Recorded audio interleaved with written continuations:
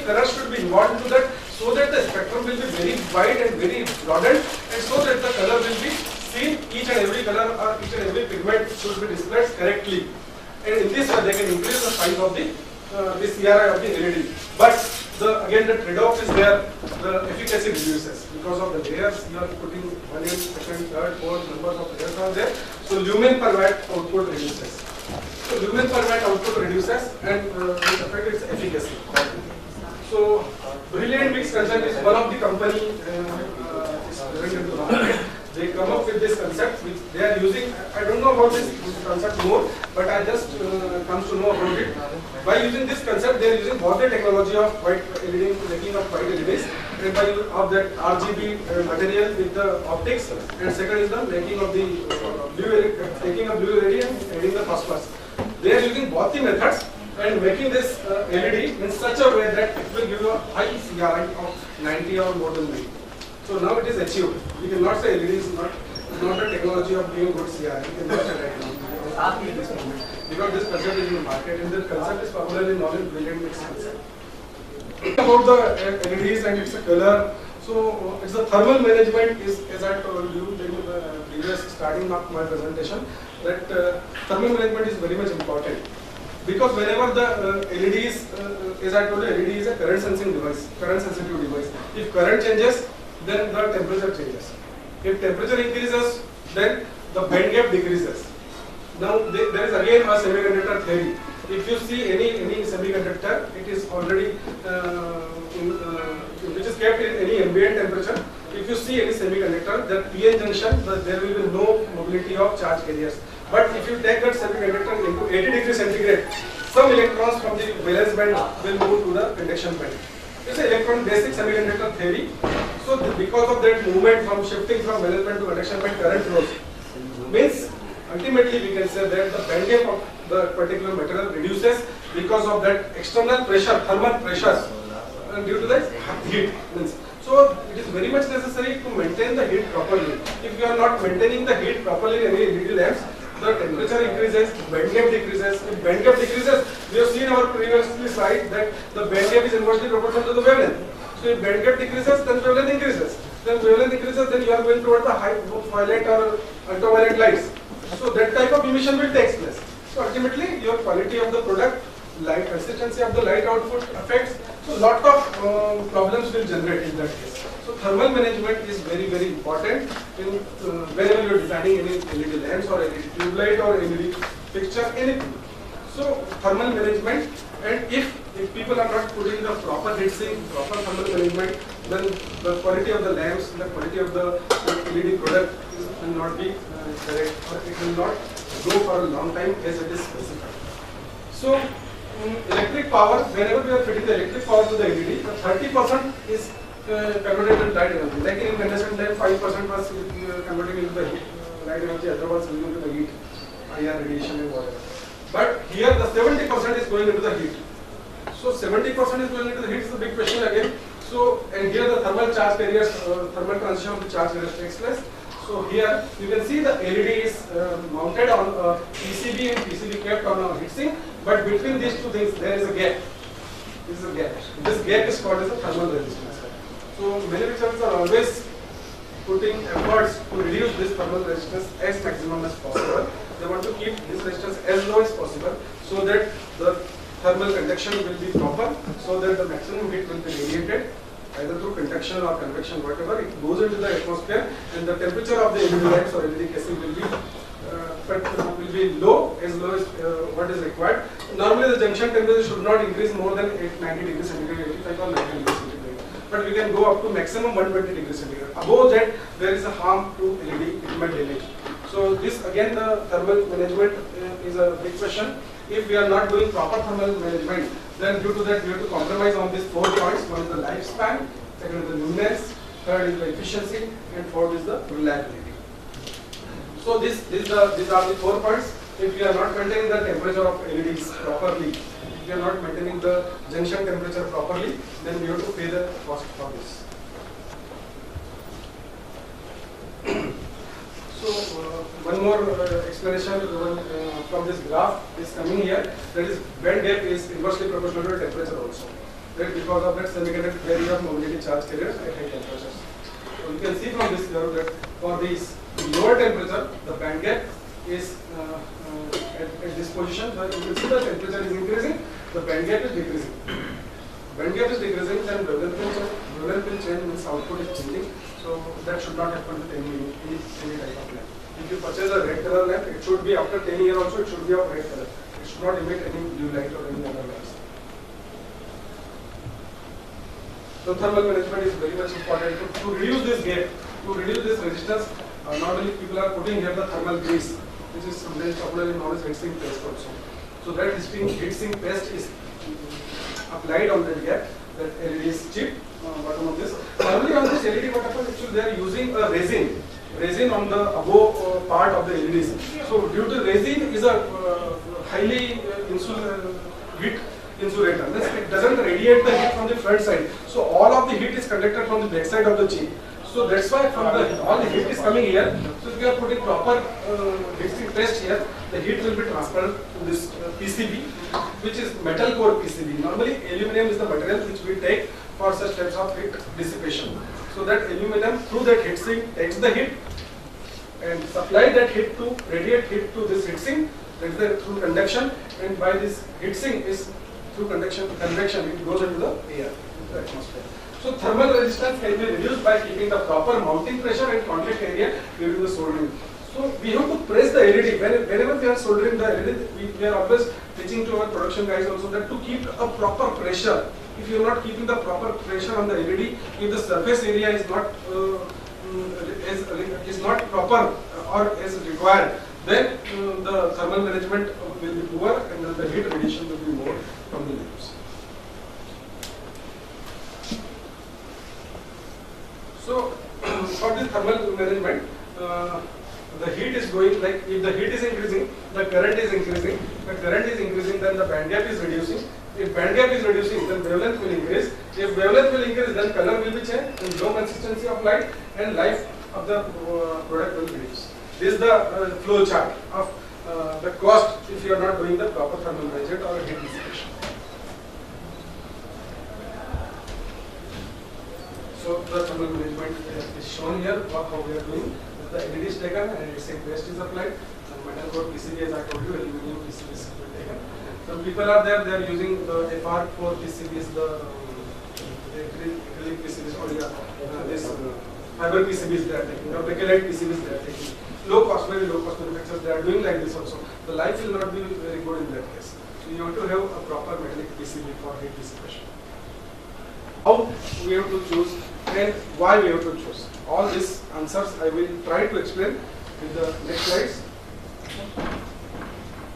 So constant voltage drivers. From its name it is very clear that the voltage will be always constant and current will be varying. It's a power supply which will be connected with the LED lamp, in which the voltage will be always constant and current will vary.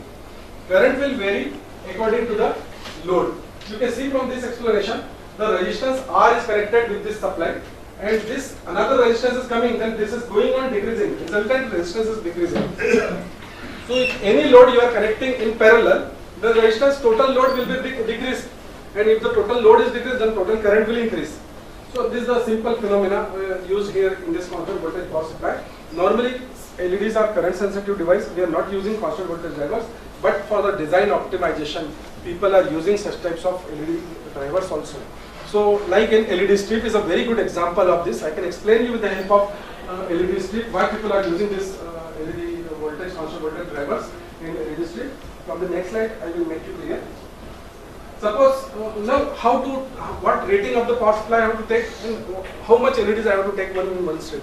That how I can decide that. So my way of explanation is like that. If you are having LEDs, then you can take the driver accordingly. If you are having driver, then you can take the LEDs accordingly. So we will take one example and we will go ahead. So suppose if I am having this is the strip and LEDs are connected and this is a resistance, it's a current limiting resistance. And suppose if I am having this driver, constant voltage driver of 13 volt and current is 200 milliampere. This is my input. Now I can go to any shopkeeper and I can ask for a LED strip. So I have to maintain that my LEDs should not go beyond the 13 volt operating voltage.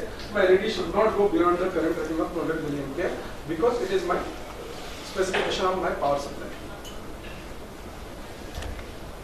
So suppose first I purchase this type of LED strip. So I can take only 3 lamps into the series. The answer is that why? Because my rating is LED rating is 3.3 volt. So I can maximum get 3.3, 3.2, 3.3. So maximum I can take this 3 LEDs. If I am taking the 4th LED, then my voltage will be more than 13 volt. Understood? So I cannot go beyond this 13 volt. So I have taken 3.3 volt, 3.3, 3.3, 3.3, 3 LEDs in series, so that my voltage will be less than that of this voltage rating of power supply. And current in series, always we know that in series the current is same. So current is 20 milliampere, which is decided by the value of the resistance. Constant, again the 13 volt is applied on the next string, and the current is increasing because in load is you have connected one more resistance. So resultant resistance is reduced, so the resultant current will be increased. So the current is 40 milliampere. Now it is increased. Coming to the next slide, current is again further increased and it reaches up to 60 milliampere, keeping the voltage as constant. Shape of this string, then 60 and 60 is 120 milliampere. Still my voltage is constant. Voltage is 30 volt because all the voltages are going into the panel, but current is increased up to 120.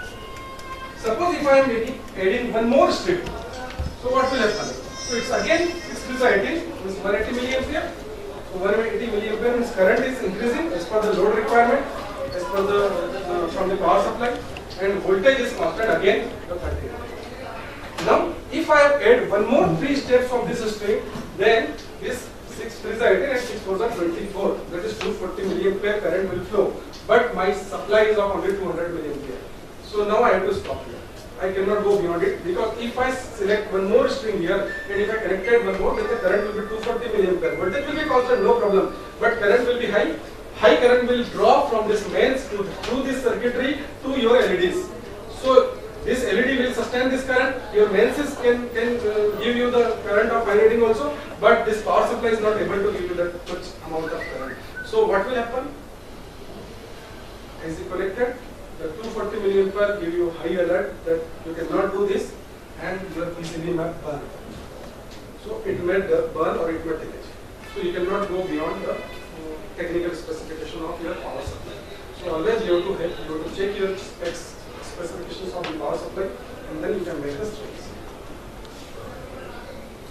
So very simple language. If you want to understand the constant voltage driver, then this is the device or this is the power supply in which for the lower value of the load, the voltage is constant, current is low. Higher value of the load, the voltage is constant, current is high. As the load is increasing, current is increasing, keeping the voltage is constant everywhere. Okay. Now coming to the very important part of the LED lighting, the constant current drivers. Again, it's very clear from the name that the keeping the voltage as constant, then keeping the current as constant, voltage will vary here.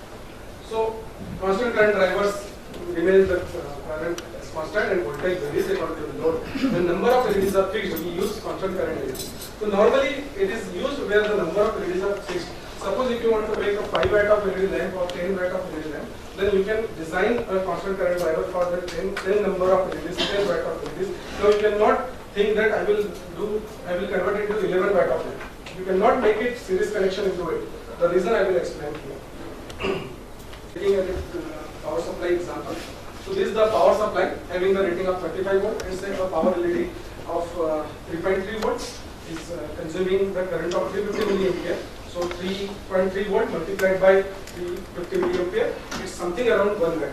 Suppose 1 watt is the 1.1 watt is the watt power consumption of one LED. And if I am taking the voltage of 35 volt, current is 350 milliampere, and each LED of 3.3 volt and 350 milliampere, then what will happen? If I am taking this, I can take 10 number of LEDs in series because each LED will take the voltage drop because each LED is a resistance. You can see, imagine it, this part is a resistance and it is the voltage drop. 3.3 is the voltage drop across it. What is the operating voltage of that LED? So this 3.3, 10 times will be 33 volt, and which is my rating of the power supply is 35 volt as I told you. If I take one more LED, L11, then what will happen? The voltage goes beyond 35 volt. So I cannot do it. So I have to fix it, my rating of the power supply up to 333 volt. Okay. Now current is 350 milliampere in series, there is no problem. Current is same. 350 milliampere will be flow from this circuitry. the specification of my power supply also. So this design is ready. There is no problem. I can now design a constant current LED driver of 35 volt rating and 350 milliampere, and 10 series lamps are connected, or 10 series LED. Now suppose if you now it is understood that we cannot go beyond this 11 lamp. I cannot connect in series, but I can reduce it. But if you reduce from 10 LED to 9 LED lamps, then what will happen? The one resistance from the circuitry has gone. So the voltage drop requirement has reduced. So automatically this intelligent driver will do the voltage reduction from 33 to 30 volt, and the current is same. Because the constant current.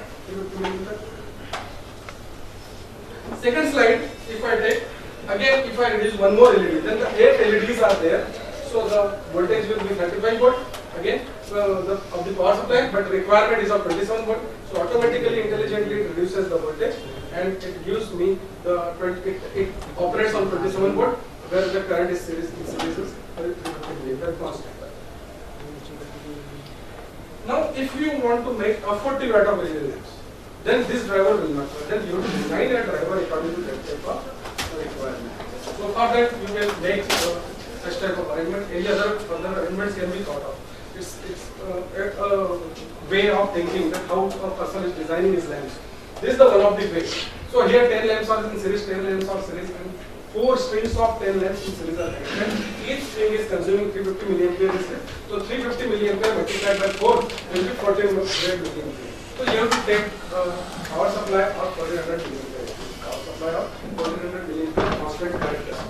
Voltage, because all of these 4 strings are connected in parallel, so there is no problem. The 33 volt is a requirement. My power supply is I can keep it at 35 volt still. So for high voltage of load, other drivers has to design, and each series getting 30 volt and 350 milliamps. So in this way I can make the 40 watt LED lamp also. So you can see, you have seen the 50 watt of LED lamps, or 100 watt of street light, 200 watt of street light. So how they are designing the lamps, how the manufacturers are designing. So this is about the constant voltage power supplies and constant current power supplies. And with this, I think the presentation is completed. We can explain this in this curve that for the lower value of the load, current is constant and voltage is also low, because voltage reduces. For high value of the load, the current is constant and voltage is high.